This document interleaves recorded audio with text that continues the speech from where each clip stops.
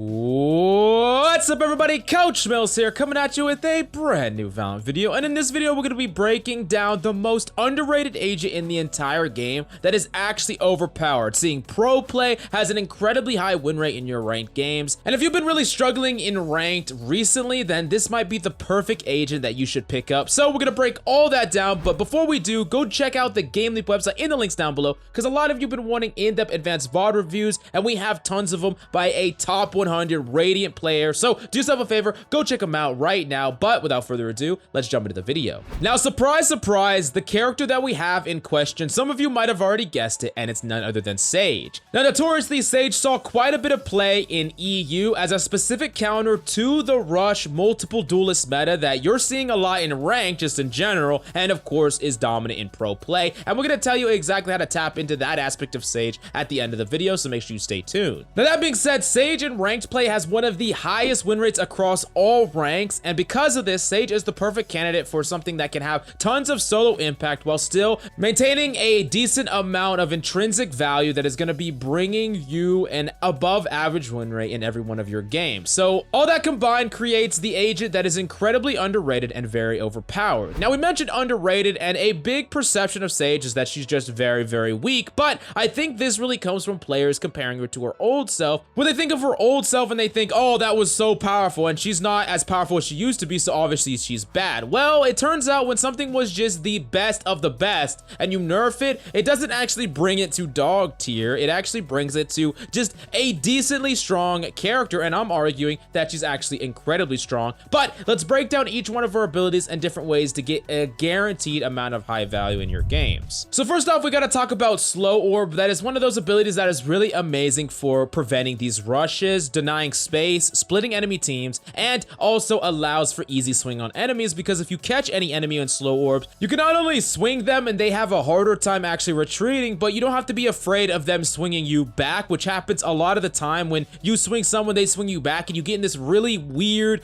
both of y'all are pushing, and sometimes your crosshair placement isn't perfect and you just get killed because of RNG. That could be the worst experience in the world, and this slow orb can directly counter that. Now, on top of this, if you're trying to set up like an ability combo where you're doing an Omen Paranoia, or your team wants to swing an aggressive angle, using the slow to first prevent an enemy from actually swinging y'all when you're using your abilities can be one of the best ways to set up a play, and that's something that's really underrated. You don't always need to be slowing a really far away place. Sometimes you can slow your own angle that you're nearby so that enemies don't swing you. Now, in addition to that, it's very, very good flash prevention. It's one of the best ways to prevent enemies from flashing you. Whether you're pushing hookah on attack in like bind, enemies will not be able to flash and swing out if you slow the opening of hookah, because they couldn't possibly actually retreat even if they commit, and if they're too far back in the door, they still can't even commit. So these are several ways that you can get tons of value out of Slow Orb. Now, the next ability that we got to talk about is Barrier Orb, and Barrier Orb is not just one of the most powerful abilities on Sage, it's just one of the most powerful abilities, period. Seriously, one of the most impactful solo abilities in the entire game. Now, one amazing aspect of Barrier Orb is it can block off rushes, especially when enemies invest ults. This can be really, really amazing when enemies want to commit to a rush push. You see this a lot in EU and even NA when, like, a Breach, for instance, saves his Rolling Thunder. They all get close to a point. He Rolling Thunders the point, and then everyone just rushes. You could still put up that barrier wall, prevent enemies just long enough to make it so the Rolling Thunder doesn't last anymore. And then all of a sudden, the enemies are stuck in a really bad situation where they no longer can guarantee that the people that they hit with the Rolling Thunder are still actually stunned. They use a lot of their ammo to kill the wall, so they either have to back up and reload or push in with low ammo, and it really just messes up the entire push. And if you combine this with Slow Orb or Slow Orb after the wall, it basically completely stops a rush push. So if the enemy Omen teleports to the back of your site and you wall this off and you slow it, then they can't rush in, and then y'all can all go together and kill the Omen. We talked about how it stops all these ultimate rushes, and this is just one of the most powerful things you could be doing, because a lot of these rushes actually are started with ultimates, and the fact that you can counter that just with an ability or two, that is really what makes Sage so powerful in this meta. Now, of course, we also got to talk about the other uses of Barrier Orb just in the abstract to get some potential value. First off is just blocking off a spike and actually faking a defuse. This puts so much pressure on the enemy, makes them very predictable because not only does it block off the LOS, but it blocks off the actual spray or fire, so enemies are going to be extra panicky if you actually wall off where they are and tap the defuse or even stick it. They're going to be under so much pressure that it's really easy to catch them out because they're going to be making vital mistakes, either spraying the spike or they're just going to break through the wall, use all their ammo, and instead you tap that spike, you pushed up to the wall. When they break that wall, you push through and you punish them very, very easily. There's a lot of different things you could do here, but the fact that Barrier Orb, when it's sandbagged, becomes a really, really powerful post-plant tool to get guaranteed value is just really, really a bump up for Sage's value when you talk about her being used in a ranked queue setting. Now, the last thing we got to talk about with specifically Barrier Orb is all the crazy angles you can hold. For instance, you can actually wall outside of, let's say, hookah on defense, and you could be playing above in a very weird angle that most people would never expect. All you got to do is understand that if you actually place that Sage wall and jump out as it's actually spawning, a lot of times you won't break a Sage wall that you normally would, and you could be hanging outside on a ledge or outside of an area on a high ground where you normally would never be able to be, and enemies are never going to have their crosshair placement to that appropriate angle, and that can be a way to get some cheeky kills on enemies that just never would think to check there, or you get first shot on them because they swing out never expecting you to be there, and that's just another one of the many ways to get some value out of Barrier Orb. Now, the last thing that we got to talk about before her ultimate is her heal, and typically for heal, you just want to use it liberally. It's on a cooldown, so the more you can get off over the course of a game, you never know, or you can never quantify exactly how much value that brings, but sometimes just keeping some of your teammates alive at low life total, that could be the difference because you gave them a heal. Now, even though you don't heal yourself for that fast or that much, just healing yourself a lot of times is going to be pretty beneficial because keeping you alive is going to allow you to heal more throughout the game. Plus, you can use it for just extra personal sustain to allow you to take on this lurker, almost half fragger role that we're going to talk about in a second. Now, the last part of her kit that I really wanted to talk about is, of course, her Resurrect, which re-rated the #1 ultimate in the entire game. Resurrect has a unique ability to turn momentum in a way that nothing else can, where if you are down numbers, you can play in default for a certain amount of time,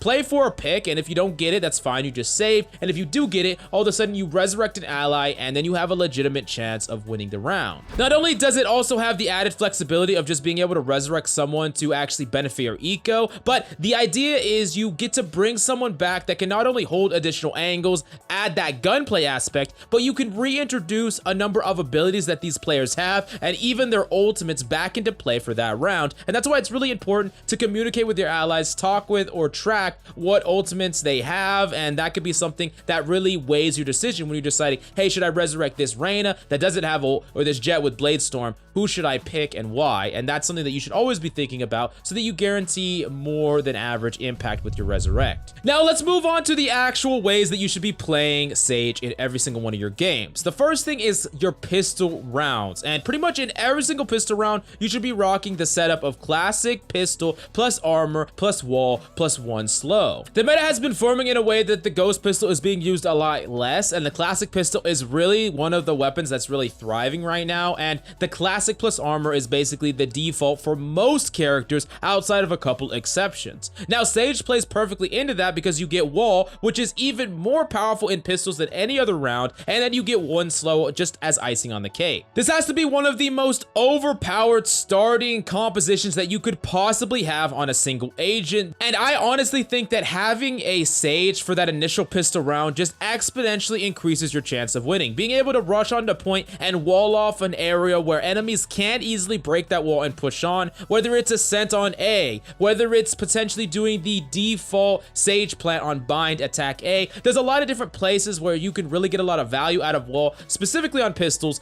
and you're still rocking that classic plus armor. I mean, not to mention the fact that heal itself is going to be even more powerful on those pistol rounds than just about any other round as well. Sage is really going to be the turning or the deciding factor in a lot of these pistol rounds. And remember, we've talked about this before, how pistol round is one of the most important rounds in the entire game because it usually cascades into not one but multiple rounds down the line. So definitely keep that in mind, and I would highly suggest rocking this loadout pretty much every single pistol round. Now moving on to general playstyle. The general playstyle of Sage is of course going to be passive. You want to get value out of your abilities and of course your slows and things like that. So you don't necessarily want to just be aggressing on the enemy on defense or even attack or anything like that. You don't want to be first one in. However, lurking on Sage is still extremely powerful. If you want any streamer to watch in this regard, I would highly suggest watching Sick, who's just one of the best lurker sages that have ever played the game. But basically what you need to understand is sometimes in the game, lurking on Sage can be very powerful, but timing your lurks can be very important. But after you use your abilities, a lot of times you can take the role of a lurker or a soft entry. Like hypothetically, if you're playing split mid and you use your wall to stop a push, and instead of breaking it through and pushing, your enemies just rotate off, you can take that opportunity to incorporate a lurker role to set up to cut them off in case they re-rotate, or to flank them all together, especially if they don't have some sort of sentinel to actually prevent you from flanking without being seen. On top of that, due to Sage's passive nature and the fact that she can actually change her own elevation with her wall, opping defensively on Sage is actually pretty viable, and Sage is one of the few characters that actually will consistently op outside of Jet. And if you do not op on Sage, I would highly suggest you put a little bit of time and effort into practicing op, because she's just a very good opper in general, and it makes a lot of sense because if you're playing really passive, you get a couple of op kills, you can build up that ultimate and then get to rezzing people without risking your life while still getting a lot of value. So I definitely suggest putting some time and effort into actually practicing ops. Now the last thing that we gotta talk about is the counter rush meta, and this is really why EU is playing a lot of Sage, and the real reason why Sage is gonna be so good in ranked play when enemies love to rush like crazy. Now, when you have a lot of these characters that really like to either use abilities or ultimates and rush onto point, having a wall followed by a slow can basically just make them waste all the utility, whether they're using their ultimate on point or whether they're investing multiple flashes. Basically, preventing enemies for just being able to rush onto point with ease is one of the most important things you could be doing. But after you put that wall up, it's really important to quickly identify whether or not enemies are trying to break it and still rush in. Then you need to keep investing slows so that they don't just push through the wall afterwards. You gotta understand that a big part of the reason why rushes work at all, whether it's pro or ranked play, is just the idea of catching you off by surprise. If you have an ally pushed up mid trying to challenge, or enemies that are like rotating CT, if the enemies rush onto point before your teammates are in position, even if they're nearby, they're not perfectly in position to punish them. So just stalling like 5-10 seconds can be the entire difference and completely make it so that the enemies are like, oh crap, we gotta rotate off, especially if right afterwards your Omen like smokes the opening. Now they can't push, now they're smoked off, they would have to push on blind, they're just gonna rotate off, and that's exactly what you want. You get more time off the clock, and then even afterwards, if you want to, especially if the enemies are not playing Sentinel and they're playing all these duelists, you can incorporate that lurk style role that we talked about before, and try to get some value by taking an off angle or making a proactive flank on the enemy now that you already utilized or did your job, which is stopping that initial rush and baiting out a lot of the enemy's utility in the process. Now I think a lot of you that start incorporating these strategies into your ranked play will not only find that Sage is actually really strong right now, but she's incredibly satisfying and fun to play. So I would highly suggest you give her a try. But if you want to know more, go to the GameLeap website right now, the link's down below for in-depth advanced Radiant VODs, tips and tricks, map guides, agent guides. We got it on the GameLeap website. So do yourself a favor, go check it out in the links down below. But that's all I got for you today. Thanks so much for coming by. I'm Coach Mills. I love your faces, and I'll see you tomorrow.